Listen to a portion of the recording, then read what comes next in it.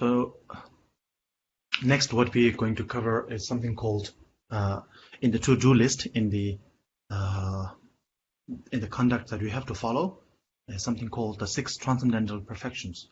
The 6 transcendental perfections, or the 6 perfections as we normally call it, as we all know, is generosity, discipline, or morality, effort or diligence, then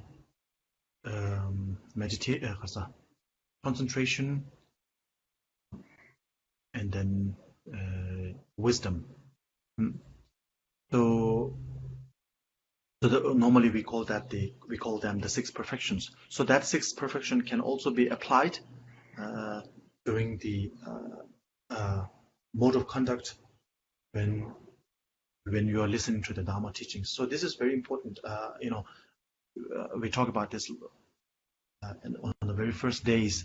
So when we talk, this is not just the preliminary practice, in the sense that it is something that we have to do before the practice, and during the practice we just forget everything. Even though this book is known as the Ngondo, Ngondo is in the sense of this is a book that is essentially mandatory for one's practice before as well as during the practices. So even though the Tibetan word can be a little bit, the Tibetan word Ngondo can be a little bit misleading, because Ngon means before, so it goes with the English word preliminary. So it sounds as if this is something necessary in the beginning or before the actual practice, but during the actual practice we don't need need to follow these. But actually, it is a practice that we have to follow very much during our so-called actual practices. So one thing we can see here is the so-called actual practices of the 6th perfection we apply in the very beginning of our teaching. So the 6 perfections is not something that we practice when we come out of the teaching room, and it's not something. The 6th perfection is not something that we practice when we come out of the practice room. We go we come out of our teaching the teaching arena, and then when we go to the meditation cave or something, then we start doing the 6th perfection. No, it's not like that. The 6th perfection has to be practiced when you are receiving the teaching, when you are in the meditation room, as well as when you are walking around from the teaching arena to the meditation room.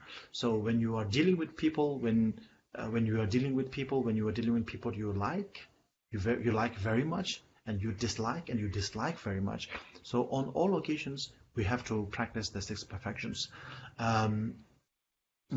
Whether we can do it or not, that is another matter, but we must try to do that as much as we can, and that's how we develop spiritually. When we are sitting by ourselves in a meditation cave or just listening to the teaching, sometimes the teaching sounds so good that you feel like you can do everything. Sometimes we venture into the narrative of the teaching rather than the teaching, following the teaching itself.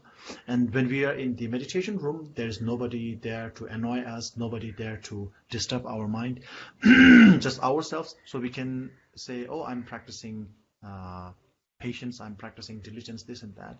But when you are actually on face-to-face with other people, then this is the actual sort of like test. Actual practices comes. So you can sort of hone your skills solitarily by yourself. When you are alone, you can practice on patience, you can practice on diligence. But the actual practice, the actual practice does not come in the books. It does not come from the teaching. It does not come in the meditation room, but it comes in the world that we live in, the world that we breathe in, and the world that we live in. When we have to interact with other people, this is where our practices comes handy. So in this regard, the 6 perfections, right? Giving, morality, patience, diligence, concentration, and the wisdom. So how we do that during the receiving of the teaching? First, we usually, when we receive the teaching, we arrange the teaching arena make the altar, make offering, and all these things. So the offering, which is a giving aspect, comes as the practice of generosity, comes as a part of the generosity practice. Now, after that, you put everything in order. So putting everything, all the material things in order, arranging things properly. This is a practice of morality, because morality is to do with order. When you have chaos and order, with morality comes order. Without morality, there is chaos. So when you put everything externally, all the materials in the right order, and then internally, when you control your own behavior, behavior meaning internal as well as external behaviors, like the way you speak to people, the way you interact, gesture towards people in the teaching room, as well as in your so since we are talking about the teaching arena, the mode of conduct for teaching itself, receiving the teaching itself, so let's talk about behavior in the sense of how we interact or gesture towards our fellow sangha, as well as how you maintain your psychological motivation. Then comes the do not harm any living being, which is so abstaining from harmful activities. So this is a practice of patience. Then having genuine faith in your teacher. This is a practice of diligence, sometimes also called efforts. But I think diligence is a more appropriate word. And then listening to the teachings without any distraction, that is the concentration. Then questioning the teacher about any doubts that you have. That is the wisdom aspect, because wisdom is nothing other than discriminating between what is right, what is wrong, what is proper, what is improper. So that wisdom is nothing more than discriminative mental factor. So it discriminates, it just distinguishes what is what is,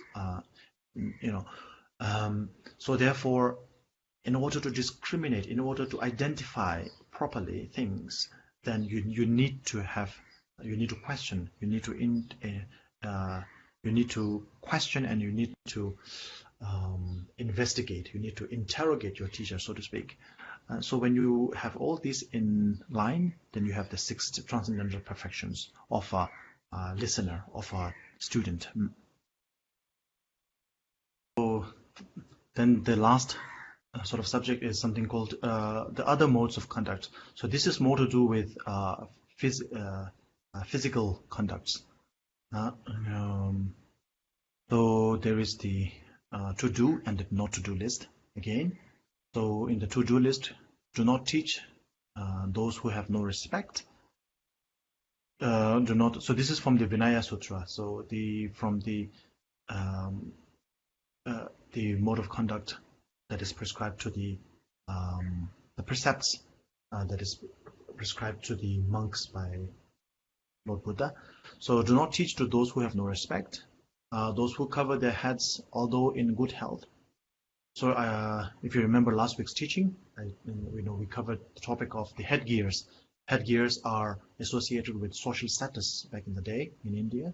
So therefore, people, when they come with the headgears on, they're actually telling you that, I'm from the high caste, and maybe the teacher should respect me, and so on. So you have to get the idea. So it is to do with the social status. And those who carry canes, weapons, and parasols.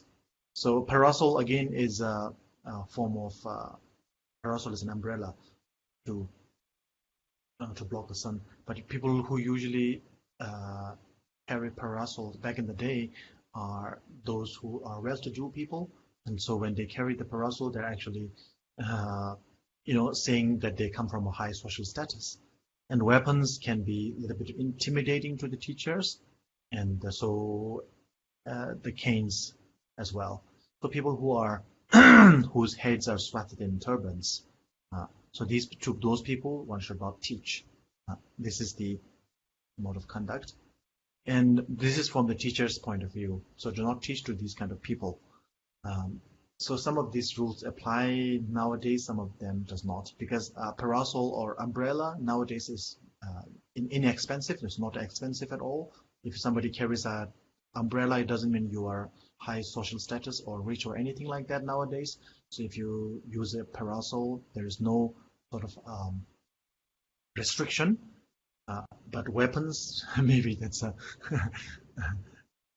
that's, so these are the conducts that one should avoid, and the conducts that one should apply is from the student. One should take a lower seat, the lower than the teacher, because you are receiving the teaching. Normally, when you give someone, the receiving hand is always below the giver's hand. So the receiving, in order to, so this is not just that, but it is more to do with the psychological effect of, pruning your ego, lowering your ego. So take a lower seat, cultivate the dignified bearing of thorough discipline.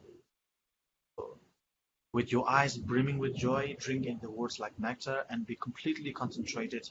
This is the way to listen to the teaching. So this is the way, the modes of the conduct, both physically and psychologically. And from next week onwards, we will go toward the teaching itself.